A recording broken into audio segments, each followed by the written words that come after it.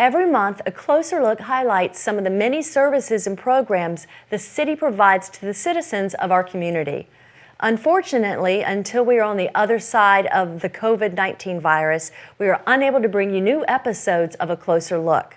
Until then, let's take a look at a few memorable episodes from the past couple of years.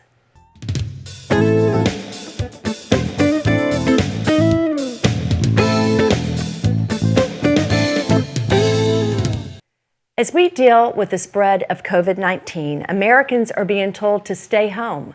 Unfortunately, for victims of domestic abuse, including children, homes may not be the safest place. In October of 2019, I sat down with Bonnie Coffey, clerk of the Chesapeake Juvenile and Domestic Relations District Court, who told us about a new card that summarizes a protective order's most important details for law enforcement. Welcome back to A Closer Look. Hope cards are fairly new to our city, but can be helpful in reducing the time on scene for officers responding to incidents of protection order violations. Here to tell us all about the Hope Card project is Bonnie Coffey, clerk of the Chesapeake Juvenile Domestic Relations District Court. Thanks for being here today. Thank you. Now, tell me about the Hope Card and why is it called the Hope Card? So the Hope Card is a program through the Office of Executive Secretaries that you get a little card, just wallet size, that has all the information of the protective order on it. And it's called the Hope Card for us because the other states, Montana, Idaho, Ohio, and one other one I don't remember, they called it the Hope Card. So we wanted to keep everything the same. I'm not sure why it was called that from the beginning, but we kept it the same so that it's recognizable and people from other states would know that we have the same program available. Okay, and is the Hope Card a substitute for an order of protection?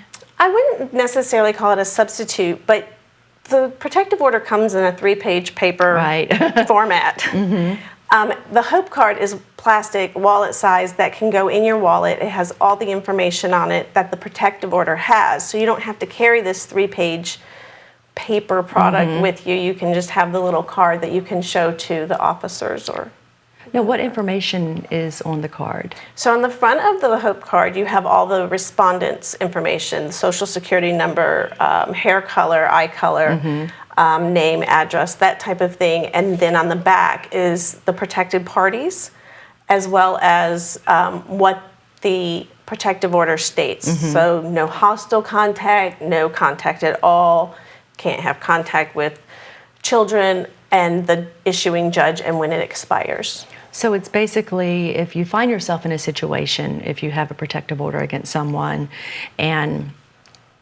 they come near you and you call an officer, you can pull this card out to prove, yes, I have this protective order.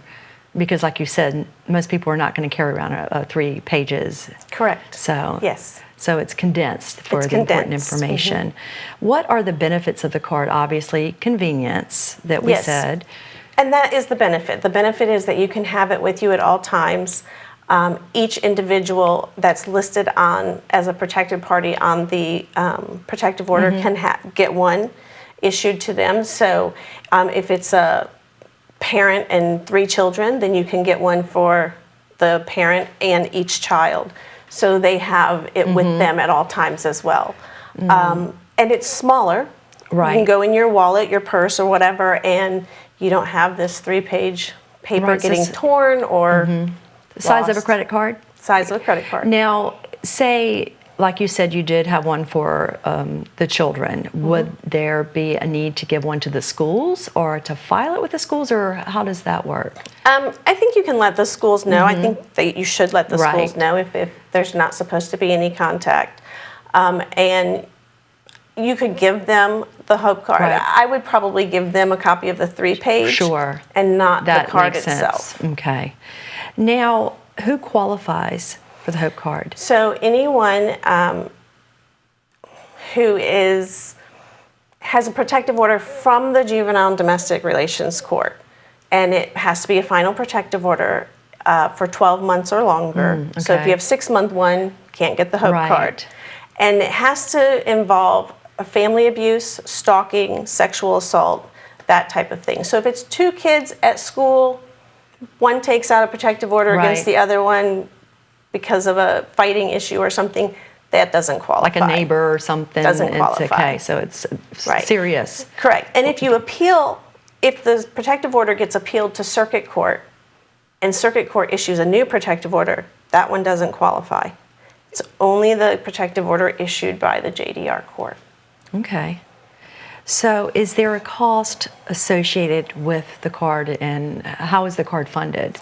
There's no cost for the individuals to get a card.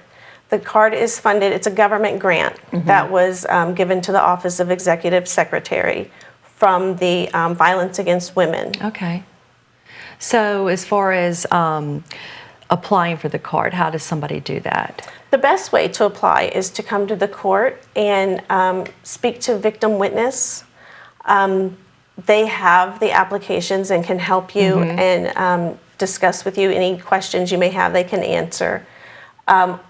I do also believe there's an application online, but Okay. the best way is to come to the court and fill out the application. And you already have to have an order that is existing? Yes. Correct. Okay. Yes.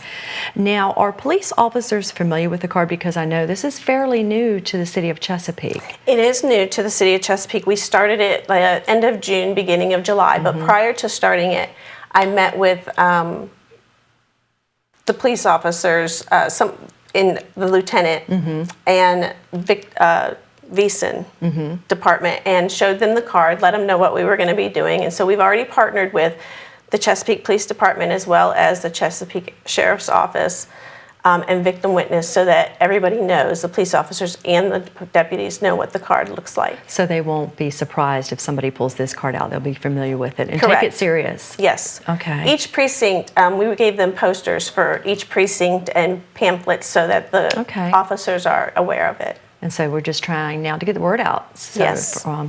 Now, how long are the cards good for once someone gets one? As long as the protective order is in effect. So generally a protective order can be given up to 2 years. Okay. And then it's good for as long as that protective order is in effect or any amendments made to that protective order. If something's changed and you get a new one, you'd have to get a new card. That's what I was going to ask you. If something does change on that order, you would have to get a new card. What is the turnaround approximately? A couple of weeks. Okay. Once the application's filled out, it's given to myself or my Chief Deputy Clerk, Laura Kaczynski, and it is emailed to Jamie Clemmer at the Office of Executive Secretary, and she processes it and then mails it out to the individuals. All right, and so basically, if you want to get a HOPE card, you can call Victim Witness, Chesapeake okay. Victim Witness, yes. Okay. And there are posters, like I said, at the precincts and the courthouse with the information on it. And they just come to the court and fill it out, and we take care of it from there. Right. Well, it sounds like a great idea, definitely. But thanks for you. coming on to talk about it. Thank you for having All right, us. thank you. If you or someone you know are a victim of domestic violence, tell someone. Call the National Domestic Violence Hotline at 1-800-779-SAFE. That's 1-800-779-7233. Help is available. That does it for this special edition of A Closer Look. Thank you for joining us, and we look forward to when we'll be able to bring you an all-new show. Stay safe and healthy, and we'll see you soon.